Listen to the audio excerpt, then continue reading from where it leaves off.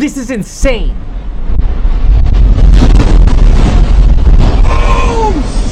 Holy smokes.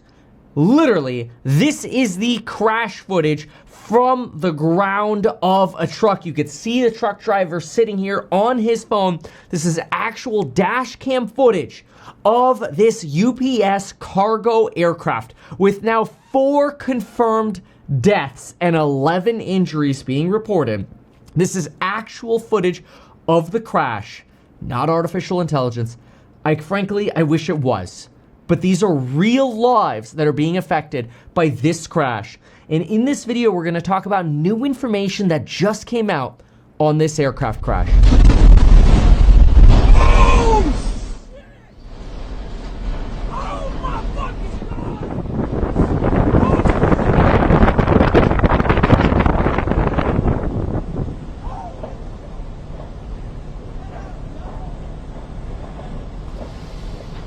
This is absolutely heartbreaking. Folks, today is November 4th, and 4 people are dead and 11 are injured. We just had a catastrophic detachment of the left engine with the remnants of it found on the runway.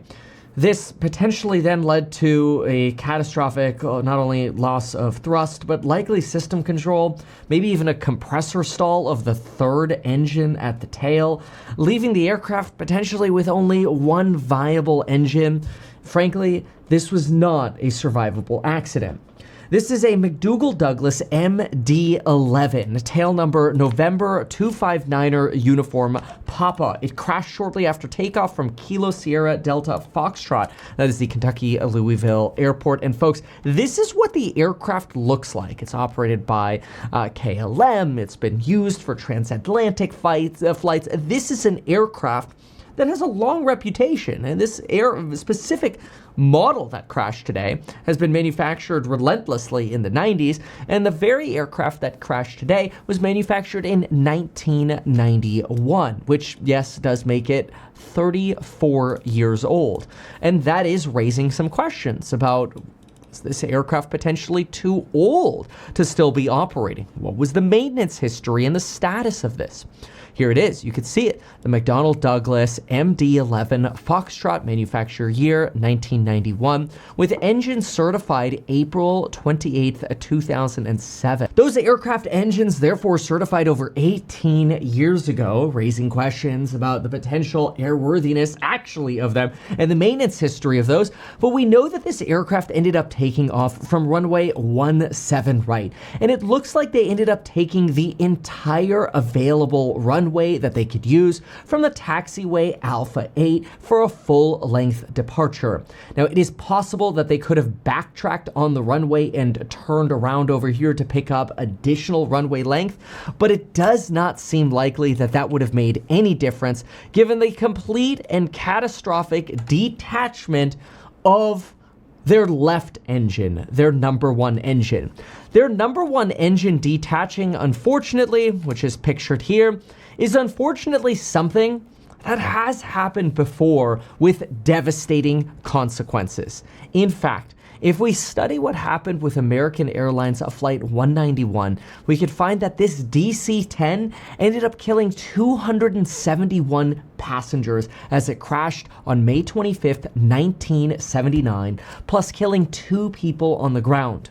Now, I want to be clear with that 271 passenger number, that does include the crew, in fairness to the crew and the pilots and the passengers. That was a devastating aircraft incident where engine 1 also detached due to a maintenance failure. A loss of power in the cockpit led to the cutting off of the cockpit voice recorder and the engine separating on the runway. The problem with an engine separating like this, though, is that it's not just that you end up losing an engine, it's what all of the other impacts or side effects are that happen after you have an engine that just tears off of the wing. First of all, here's another image of the engine cowling. So it looks like almost the engine cowling, so the front or the cover of the aircraft, of the engine component, ripped off, separately from the actual turbine of the aircraft. So you had sort of a multi-stage tearing off of this engine, a complete catastrophic failure of this aircraft. And the problem isn't just losing that engine. This is more than just losing thrust on an engine. It's that you now have a hole where that wing is. You've potentially now severed hydraulic lines, which unfortunately ruin the functionality potentially of your rudder, which is already challenged enough when you lose one engine in a 3-engine high-tail configuration. But you also potentially risk stabbing the fuel tanks or somehow igniting the fuel tanks, leading to exactly the incident that we saw of the aircraft moving down the runway on fire. This was a complete and catastrophic failure, and I don't think that there was anything that the pilots could have done to avoid the fatal crash that we saw. Now keep this in mind. If you look really closely, which is hard to do right here, you could actually see what looks like a potential compressor stall in the engines, in the one engine that's left. Now, it's very hard to tell because obviously we end up getting to the end of the video and the aircraft cartwheels into the facility at the end of the runway. But it's unclear if what we see here, these flashes right there, are compressor stalls on the number 3 engine, which is the one on the tail section, or if there's something else. But that flash right there suggests a potential starvation of airflow to that center engine in the back. Now, this is a different kind of aircraft than what I'm licensed to fly. It is a 3-engine aircraft. If this engine rips off, remember, not only do you now have massive yaw forces to the left as you're now no longer asymmetrically balanced, but you're pushing from the right. So you're really yawing that plane to the left. You potentially have a hole in that wing. So now you're losing lift on that left wing. You're hoping your final 2 engines can keep you afloat. But what happens? That 3rd engine ends up ingesting all of the fumes in the exhaust, which doesn't provide rich enough airflow, rich enough oxygen at a cool enough temperature to actually provide flight performance for this jet engine. And what do you get? A stall or a disruption of airflow in the engine, which then makes you lose thrust on not just the engine that's gone, physically gone, but now on your 2nd engine, which means you now have an aircraft that is potentially and likely fully loaded, going from Kentucky to Hawaii, over 4,600 mile distance, plus 15% reserve at least, maybe even more since you'll be flying over the ocean without a very convenient place to land if you needed to. So you're likely max takeoff weight on cargo, likely max takeoff on fuel, and you only have one likely functional engine. Now, I know that seems confusing. Why would you need cold or cooler air? Well, air, when we get to actually compressing air and combusting it, aircraft perform, any kind of aircraft engine, whether it's a propeller aircraft or a jet engine, will perform better with cooler air on the outside. And the cooler the air is, the more thrust we can create, the more powerful our engines are. We take off on a hot summer day in Vegas, for example, and it's 110 degrees outside. We need even more runway length just to be able to take off. Now, aircraft are certified to fly with one engine inoperative. But when you have 2 engines inoperative, like what we likely see here, there's almost nothing you can do anymore. But it's not just that you have 2 engines inoperative, it's that one likely ignited your fuel tanks on the left and left a hole in your aircraft, which means your controllability, as much as you would like to follow procedures here, would be futile. And so it's no surprise that the aircraft loses lift entirely and then cartwheels, as we saw in the image at the beginning of the video, which is absolutely devastating because these pilots were doomed from the moment they hit their decision speed V1 and they were already on fire. Or after V1, they lost their engine. We don't know exactly when that engine was lost, but we saw images of that engine on the ground along with the cowling. Now, at this point, it's too early to tell if this is the engine. I mean, it's obviously more than just the cowling, right? The cowling is just sort of like the trim piece, right? So it's obviously like the cowling plus the cooling compartment in it. It's almost like the front third of the engine, the whole sort of like inlet section just ripped off. And then you had the actual turbine component fall off separately. Again, that's going to leave a terrible situation for you to actually be able to control the aircraft, almost impossible. And it's really well depicted. I encourage you to watch this in this YouTube video right here. It's the day the sky fell, the tragic story of American Airlines Flight 191. We can watch a very just brief moment here to give you a sample. American 191 Heavy, do you copy? He's not talking to me. Losing. Of course, they're not talking because we aviate first. And passengers have a frightening view of the ground below. What's going on? The pilots can't get the altitude they need, and they're banking further and further to the left. Go right, come on! There's literally nothing these pilots likely could have done. Now, in this DC-10 crash, we end up finding out that the root problem was a maintenance failure. Now, the maintenance failure here was very interesting because it goes back to a history of American Airlines actually wanting to save labor and reducing the amount of time it takes to disassemble the engines. And rather than disassembling all of the engine components individually, they'd actually hold the engines on a forklift.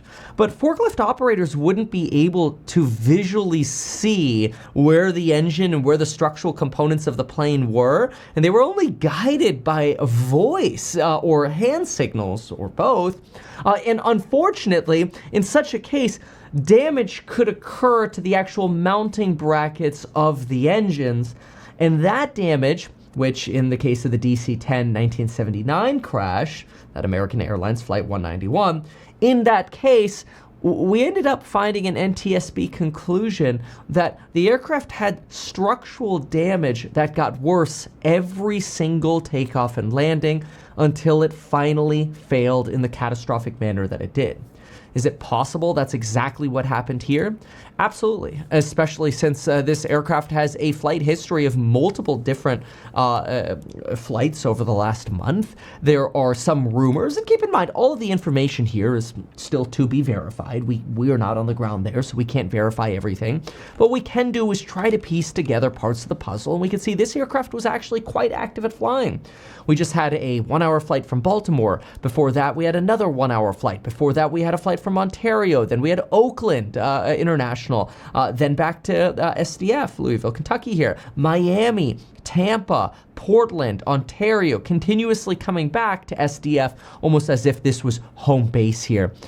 And so this had a very rich history of flying, so it seems likely, although of course we won't know until the NTSB really gets to the bottom of this and we get more data, or cockpit voice recorder and otherwise, it seems likely that there was some kind of failure that just grew over time that maybe looked okay on pilot walk-around or on visual inspection, but was just some form of maintenance failure that grew over time, or maybe not even a maintenance failure. It could theoretically also have just been a part failure over time, which, of course, some will argue that is indeed synonymous with a maintenance failure. Who knows? This is an older aircraft, and unfortunately, this is a devastating outcome. This is a devastating outcome where there was really nothing these pilots could have done to save this aircraft. And it is devastating to see the cartwheel here. But this cartwheel is actually exactly what you would anticipate happening, because you just can't control this aircraft when you have a hole in your wing on the side. And it's likely that wing scraped the ground, broke off here, leading to the initial explosion. And then, of course, the absolute terror and horror of an aircraft crashing right in front of you. You could see it in the individual's reaction here. And then, of course, the subsequent explosion of jet fuel. And you could see the different way that jet fuel is burning at very high temperature. Look at those these different colors of burn that we're getting here. Very, very spooky and bizarre, and certainly highly emotionally charged here. Very devastating. The questions now are, of course, going to come down to what were the maintenance logs? There are some suggestions that the aircraft potentially went through an extended period of maintenance between September 3rd to October 18th. Why was the aircraft out of service for what appears to be around 6 weeks? Did it just come out of service? And did it then go back to work for the last about 2 weeks, leading to additional stresses that could have led to those fatigue cracks? Who knows?